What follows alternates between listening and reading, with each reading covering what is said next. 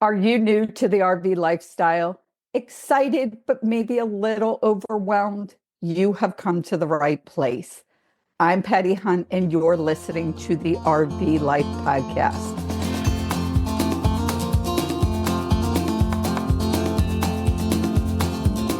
There's so much to learn when you start the RV lifestyle, and I have resources that I hope is going to help you get started. I started my full-time journey 4 years ago and put a lot of miles on my RV, crossing the country 3.5 times.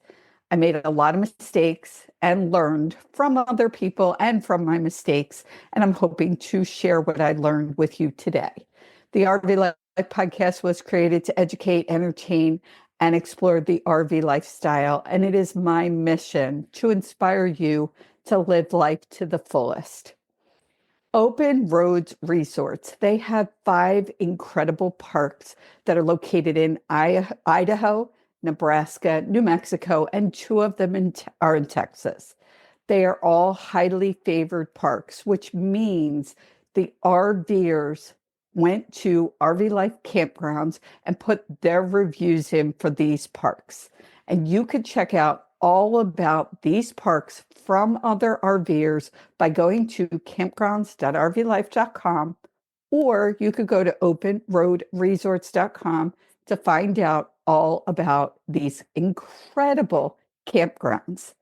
Now, today I am flying solo and providing first-time RVers with things I believe you need to know. But we have to go easy on ourselves. We are always learning. Even after 4 years, there are things I am certainly still learning. So let's dive into the tips that will make your RV travels less stressful. And as I often say, I hope will help you enjoy the journey. So like I said, journeyed across the country 4 years ago. I started out in Las Vegas. And one of the things that I decided to do after making the choice to go RVing, which happened during the pandemic, everything was shut down and, business was shut down. So at the time, my husband said, hey, let's sell everything and buy an RV and travel the country. And I was pretty uncertain. Actually, I laughed when he said it. I had no idea what this would possibly look at, as I had only been in an RV for 7 nights prior to going full-time RVing. So not a lot of experience, but for whatever reason, it was scary, but I said, what the heck, let's do it. And to date, we have traveled to over 32 states and 72 plus campgrounds, and national parks visited 0. People often ask why no national parks. And for us, that was because we always found the hidden gems, the little towns that people didn't often talk about, the cool places that we just decided to stop, and we just never made it to those national parks. They are on my bucket list. I do want to visit some of the national parks. We'll see where we go with that. So now if you're thinking about the RV lifestyle, and maybe you don't even have the RV yet, trying to find the RV that's right for you will be a whole episode in itself. But just to give you a few quick tips for those of you that are looking either for your next RV or for that first RV, one of the tips that I would suggest is everybody that's going to be in the RV writing down everything they want in an RV. Don't stop yourself and think, well, heated floors are expensive, or, the size of it would be more expensive. Just write down everything you would want. Write down how many people will be traveling with you. Will you have pets? And also trying to figure out the type of camping you want to do is going to be really important for choosing the RV that's right for you. Now, on February 12th, I did an episode, How to Choose the Best Campground. And in that episode, we talked about different types of camping, and that included mooch docking and boondocking. those types of things. So you could kind of figure out what type of camping might be right for you, which will determine the type of RV that's going to be right for you. Then my suggestion is to go check out some dealerships, go into the dealership, make sure the feeling is right. The salesperson, is not just trying to sell you, they're really hearing you. And another option is to go to some of the RV shows. There are some smaller local RV shows, and then there are bigger RV shows. Like in January, I was at the Tampa RV show. In September, I'll be at the Hershey RV show. And those are the largest RV shows, but they give you the opportunity to check out different types of RVs, to check out different dealerships, different types of manufacturers, to talk to people, to experience a lot of what those RV shows have to offer. Choosing the right RV for you is really a personal decision. You could ask people why they chose the RV they chose, but at the end of the day, what works for you?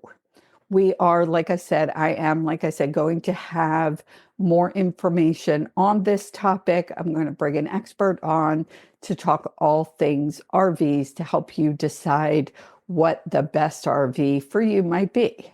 Now, for those of you that have the RV and you're just starting out, or you're new to the whole RVing thing, this is what I hoped to share with you today. Tips that'll help you to make the RV journey, like I said, less stressful, and so that you can enjoy the journey more. First of all, when you purchase your rig, whether it's a brand new rig or a used rig, whether you purchase from a dealership or from someone, you want to try to get as much information as possible about your rig. Each camper, RV, whatever they are is different. Each model is slightly different. Whether you are towing a car, a towed as it's called, or you're pulling a fifth wheel or a travel trailer, or you're in a van, it's very different what and how you set up your rig, how you drive it, how you back it in. All of those things are very different. So you want to learn as much as possible from the person you're buying it from. For me, buying an RV from a dealership, I want to be able to stay and have the dealership teach me about my RV. I want to know that I could call them if I can't figure something out. For me, that's very important. And one of the things you want to do with your RV is really know as much about it as possible. One of the important things is going to be knowing the height of the RV. Now, keep in mind that the posted height of the RV may be different from the actual height. Let me explain. The height of the RV is usually stated somewhere on the RV or in the manuals. But if somebody added something to the top of the RV, you want to make sure that you have measured to whatever the highest point is. For instance, on our RV, we had some type of Wi-Fi or internet type thing. I don't even know what it was. We didn't use it, but it was on the top of the RV. And it added maybe 3 or 4 or 5 extra inches, but you want to know that. You want to know the weight of your RV. RV weights are given. They're the listed load that the RV is. There's a word for it, and I'm missing that word right now. Once you load up your RV, you want to know the weight. So you could go to a truck stop and go to what's called a CAT scale, that's CAT scale, to know what your RV weighs loaded, and you want to know what its towing capacity is to make sure that you're not overweight. You want to know the length of your RV. I know people say, yeah, of course, we want to know that length, but you want to know, including the hitch and whether you're pulling a towed or you have a truck and then a trailer. So you want to learn everything there is to know about your RV. You also want to know if there's propane on board. Those kinds of things are important before you start out. The next thing I think that is important to understand about your RV before you really take off, and that is learning about setup and tear down and mastering the hookups. So all the systems that need to be hooked up. Now, one of the things that I did when I started RVing, because I had little to no experience at all, we lived in Las Vegas, like I said, and I wanted to be close to where we had lived and spend some time with the RV getting used to it. So we actually went, it was 15 minutes away to Lake Mead and learned about setup of the RV. We practiced setting it up. We practiced breaking it down, the hookups. We learned as much as we possibly could about the RV. And we actually stayed in Lake Mead for 30 days, which was the max. But we stayed there for 30 days. I, stored stuff. I figured out how to store stuff. I organized stuff. I unorganized it. I reorganized it. It was a work in progress. One of the things that happened with our RV, which really worked well in the end, we were, like I said, at Lake Mead. There wasn't sewer there. And our rig had been winterized. So there was a lot of this pink stuff poured into all of the tanks. And to rinse it through, we had to keep going to the dump station. So we had to pack the whole RV up, secure everything, take it to the dump station, dump, come back, reset up. And in the end, that was actually great practice. May not have been the best situation because every like 5 days we had to do this, but it was certainly great practice. We broke a couple dishes in the process because they were not stored properly. So it was a learning lesson. But these are good things to learn. The other really important thing that we learned was backing in, parking the RV, so backing it in, how to communicate with each other. That's one of the things that I want to talk about. My husband drove the RV. I had never driven it. I was the one that was behind the RV guiding him, which is not something he was accustomed to, listening to somebody direct him in how to drive or park. Not his thing. So we were backing in and out of this space, and it became stressful at times. People have seen, on Facebook or Instagram, it can become very stressful. And you could avoid that. One of the things we decided to do, instead of using a cell phone, we decided to use walkie-talkies. I think that's a preference. People like their cell phone, they could put their headset in, or you could do the same with the walkie-talkie. So totally a preference.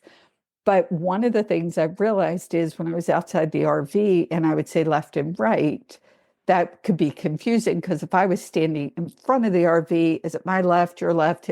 Like it just got confusing. So the answer was we would say driver's side or passenger side. That was a quick, easy way for both of us to communicate. And again, with practice, there was some yelling, there was some, hostile words.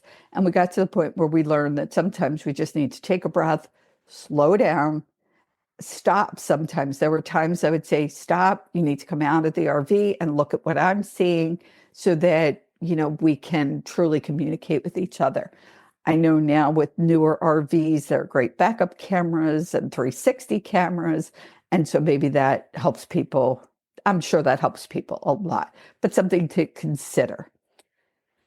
The other thing is setting up. So one of the things you want to learn about your RV before you get out on the road is once you pull in, each different type of rig has a system for what you need to do with the RV, how to level it, those kinds of things. So ours took time till the airbags deflated. So the airbags had to deflate. When we were starting it up, they had to inflate, the time it took to do that, as well as the leveling system. All of those types of systems you want to be aware of with your RV once you are starting out or you park it. So be very aware of that.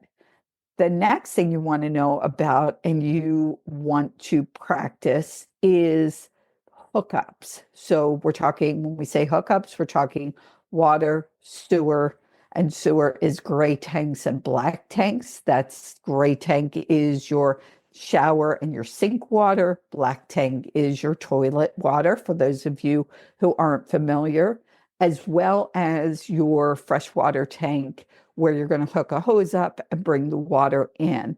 And there's different hookups and different systems. So you want to learn what works for your RV, as well as hooking up the electricity.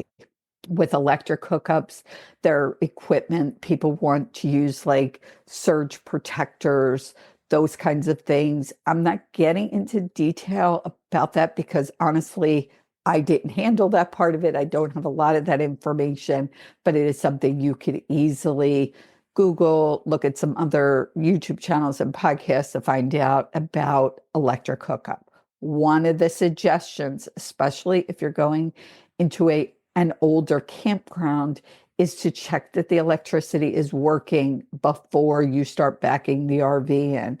We one time parked the RV, got it set up just the way we wanted, went to plug in, that electricity wasn't working and we had to move. So it is definitely something you want to check before you pull in. So these are all the hookups. It takes time to learn how to hook these things up, how to deal with your system, your water, your fresh water. We had Clear 2O filter system. So we had a filter that we connected to our water. There's a water regulator. All of these things are things you want to research for what your needs are, the types of, if you're using a filter system, if you're using a water regulator, all of those things for you want to find out for your RV specifically. So we would get parked, we would get our RV set up, and then one of the other things, and as well as learning how to break those things down. One of the things I do with dumping my tanks, I learned the hard way about dumping the black tank. It's a yicky story, but to help you not make the same mistake, I'm going to tell it. I did all the hookups, just about all the hookups all the time. Dan drove, he parked, and I did the hookups and I would take them down. And in between dumping the tanks, so you have to dump the gray and the black tanks from time to time, there's debate on whether or not to leave those tanks opened. It's still being debatable. I would say the overall trend from experts is do not leave your black tank opened. Do not leave it open unless you're dumping. The gray tank, some people leave them opened. What I learned as far as dumping the tank, I went out, I started dumping the gray tank, then I went to dump the black tank, and the hose was going uphill a little bit, so it wasn't flowing. And I went to lift the hose, and there were two hoses connected to each other, which is okay. Just have to make sure those connections are secure, because when I went to lift it, they came apart. And yes, I got stuff on me that I don't even want to think about. Luckily, the black tank was pretty much emptied, so there wasn't a lot of stuff, but there was a lot of cleanup. I think I took 3 showers after that. One of the learning lessons here is making sure that all of your connections are securely on. And even every time you go out, make sure they are secure so they don't come loose. The other suggestion is start by opening the gray tank. Do it just for 4 or 5 seconds. You could see that it's flowing without any leaks or anything.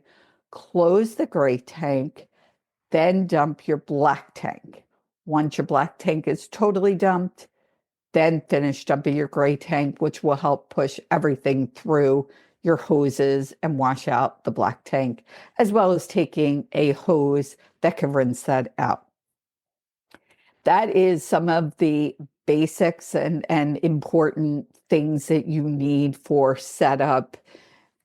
Again, I'm going to say this repeatedly, each RV is a little different in how these, even the tanks work and the hookups work. So learning that from the person you're buying the RV from the dealership you're buying the RV from, those are all important. The other next step, I think, is learning how your RV works, all of the things in the RV. So when you get into an RV, everything is so different, including flushing the toilet. So if you've ever been in an RV, flushing the toilet is a lever that you stand on to, that you put your foot on to, make everything wash through. So it's important that you know how to do this before you take off on your planned trip. I'm suggesting doing these things before you say, okay, we're getting out on the road. We're going to go on our summer vacation for 2 weeks. We got this. Do a test run. Try these things before you make that trip and potentially ruin your vacation. The more you know, the easier it is. You've practiced. Now it's easier to do these things. That is really helpful. Then you're ready to go out on the road. Something may go wrong. I mean, this is RVing. Things may go wrong. They may not work like you planned. But if you have most of the basics set up, then it's easier to deal with other stuff that might come up. The next thing I suggest is knowing how everything in the RV works. Like I said, the toilet, knowing how to flush the toilet. A lot of debate on whether to put anything that doesn't come out of your body in the toilet. There's debate on whether or not to put toilet paper in the toilet. You could read the discussions on both sides. For me personally, if I couldn't use our toilet and put toilet paper in it, the RVing wasn't going to work for me. I personally used the Costco toilet paper, and the only time I ever had an issue is because I didn't use enough water to flush. The important part is making sure you flush that toilet paper with enough water to get it through the system. I think I was worried about conserving water because we were somewhere that we didn't have the ability to dump tanks or get more water. So in trying to conserve, I did back up the toilet, and that is one of the big things. So learning how to use the toilet, learning how to use the heater and the air conditioner. And while it might be warm weather and you're thinking, I'm just going to use the air conditioner, you also should know how to use the heater, turn it on, make sure it's working properly. If there's any buttons or knobs or adjustments, making sure you understand how to do that. The same as making the water work. So if you're hooked up, making your water in your RV worked when you're hooked up to a spigot to the city water is very different than if you're in the RV and you're using your onboard tanks, for those of us who have them. So again, you may not have these things, but everything that you have in your rig, you should know how to use. Also knowing how to turn on the water heater. That is a whole separate, in my RV, that was a whole separate button, depending on how I was hooked up. There were two different ways that the water heater would work. And again, every RV is different. So make sure you understand your RV. Look at your RV on the inside, any button, any gadget, anything in there. You should know what it is, what it's for, and how to use it. Then I would go to the outside. Again, we talked about hooking up sewer hoses, water hoses, electricity, surge protectors, water pressure regulators. Those are things, once you get to the outside, knowing how to hook everything up, knowing how to work everything, and deciding which things you need. Do I need the surge protector? Do I need a water pressure regulator? And those kinds of things. Personally, I wouldn't run out buy everything all at once. These are probably good questions to ask your dealership if you're buying it from a dealer. There are lots of forums that you could find your particular RV so you could decide what would work best for you. The other thing you should know about is a generator. If you have a generator on board, how to use it. If you have solar and you have an inverter or a battery, if you have a lithium battery, it's very different than if you have a lead acid battery. What to do in those cases, you want to learn about that. So this is where I say take a test drive before that big plan. Even if you take the RV out of your driveway, drive it and drive it back. If you could go somewhere local, if you could go to a local campground, practice hooking it up, practice dumping, practice all of these things, that is a great way to go. When you're an RVer, you want to know someone is with you every mile. Whether it's sales or service, that someone is Blue Compass RV.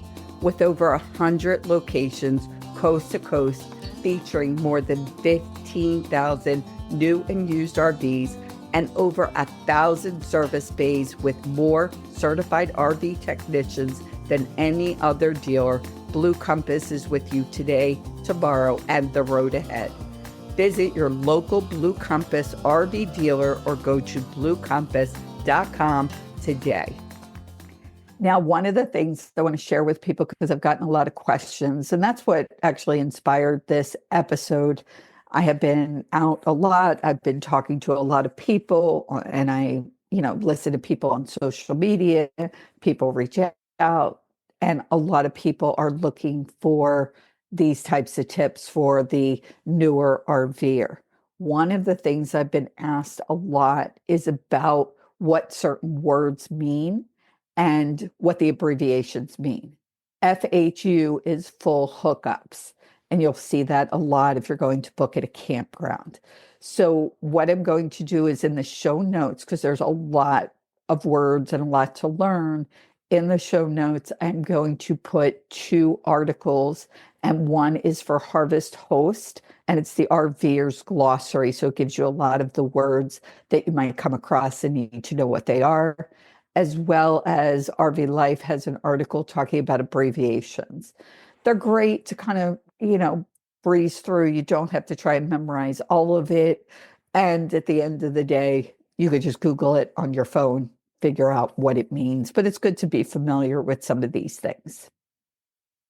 Okay, you've taken your test drive, and now it's time for that trip.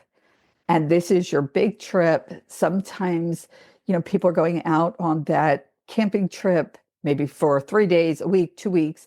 And maybe this is the only trip you're going to take this summer, and you want to make it special. And one of the things that I'm going to suggest is that you don't put so much pressure on yourself. Make it enjoyable, but it's not the end all be all. Prepare, expect the unexpected, things happen. Planning your trip from point A to point B. Traffic, weather happens. There's a lot of things that could happen. So you want to plan and be flexible. Let's talk a little bit about planning. I did an episode on RV planning, and I'll put it in the show notes. It was just a couple weeks ago. And in that episode, we talked about the idea of planning those trips, being flexible. And when we say planning, we're not always talking about people that want everything exactly. Like, this is exactly what I want to do each day. Sometimes you're still planning, even though you're winging it. There's still some things that you want to do that are part of the planning process. So keep that in mind. The episode where we talked about planning was with Mike and Susan from RV Blogger. They have a lot of experience, a lot of great information that they shared on that episode. So I highly recommend that. One of the things that both Mike and Susan and I use is the RV Life Pro suite of products, which includes Trip Wizard, and that is the best planning tool. Seriously, the best planning tool. You go on, you plan your trip, no matter how far away it is from your location. If you're only going 20, 30 miles, it is still good to use because it then gives you RV safe GPS. And what this does is it takes into consideration your RV measurements, height, weight, length, and whether or not you have propane on board is very important that you know the roads that you should be on. Something that happened to me, I live in Pennsylvania. I was going down to Virginia. It was before we had our RV and we didn't have the RV life. We just went on a road we've driven on many, many times. And we felt like, okay, we could go from Pennsylvania down to Virginia on 95, no problem. Well, we get to the tunnel in Baltimore, and you're not allowed to have propane when you go through that. Now, that said, you could have the small, barbecue propane tank. You could have that smaller tank. But if you have a big propane tank on board, you should not be going through the tunnel. Luckily, we weren't stopped. We did not know, and there was no time for us to turn around. So this is why some planning is important, and certainly RV Safe GPS is incredibly important. The other thing that RV Safe GPS will do is helps you navigate detours, road closures, and unexpected stops. You can then decide, well, I have to go to a gas station and make those changes because it is easy to add a stop along the way. I just had somebody on the show that they were using Google Maps or Apple Maps, whichever one it was. Actually, it was Waze, and they were going through a road that they've been on many times. They get to a underpass, an overpass. They went to go under. They knew they weren't going to make it, and they are tying up traffic in both directions. Luckily, somebody stopped who was a fellow RVer and helped them to navigate around that. They were on the show and told the story, but it's important to hear about these things and why, RV Safe GPS is important. The other story I had Don and Deanna on from Cool RV, which is an amazing product that helps helps your AC work 40+% more efficient. You might want to check them out. Cool, it's called Cool RV, KOOL RV. And what is great that they talked about was they actually went under an overpass and hit the AC and broke it. And from that, they developed Cool RV. But again, it's not the best way to try to, they've invented an incredible product and started a business, but this isn't the way. So now as we're traveling around, let me talk about Open Roads Fuel Card. This is an amazing fuel card that could save you money if you use diesel fuel. And you could save anywhere from 40 cents to 60 cents. I've saved even more, 40, 60 cents or more a gallon by going to the truck stops that are listed on my app. The card is absolutely free to get. Just go to the show notes, click on the link, sign up for the fuel card. They'll send you your card and you can get started saving money.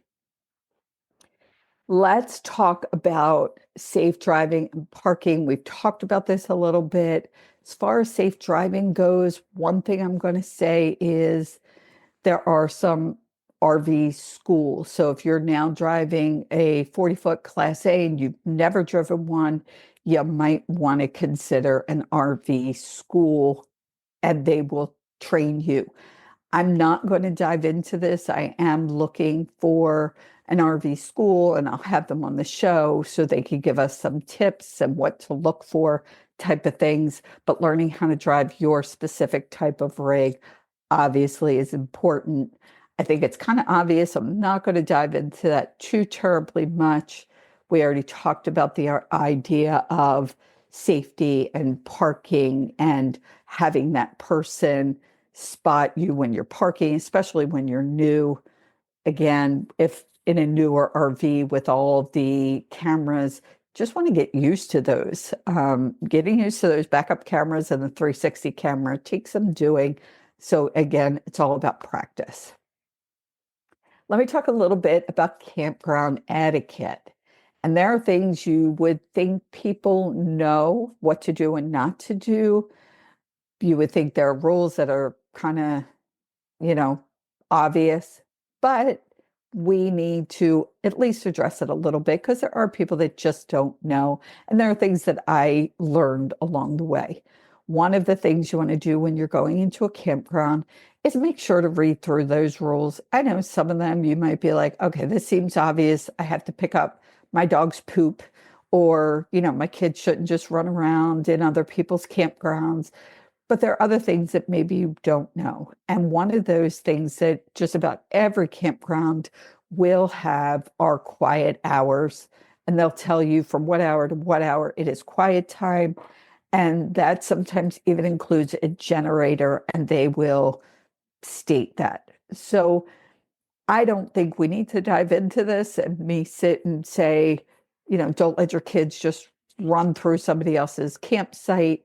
But there are some things that take learning in what campground etiquette is. Obviously clean up after yourself, leave your space cleaner than you found it kind of thing.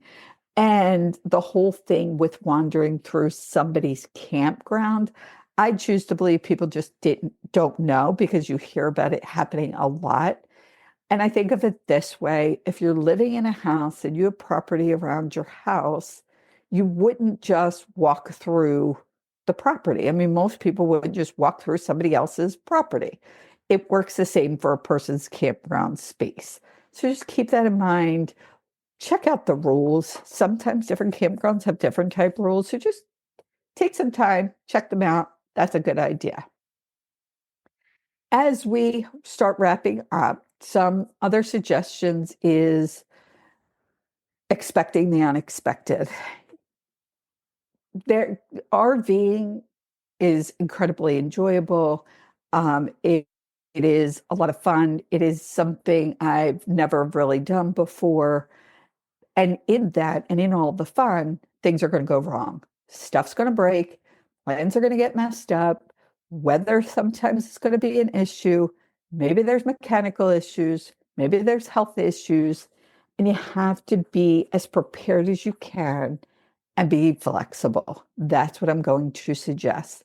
Expecting the unexpected, not waiting for the other shoe to drop, so to speak, but knowing that it's something of a plan, knowing that if you're traveling with your kids and it's going to start raining, maybe have some indoor activities or games, or know if the campground has indoor activities, just to kind of get a little bit of, a little bit of a plan. You can't plan for everything.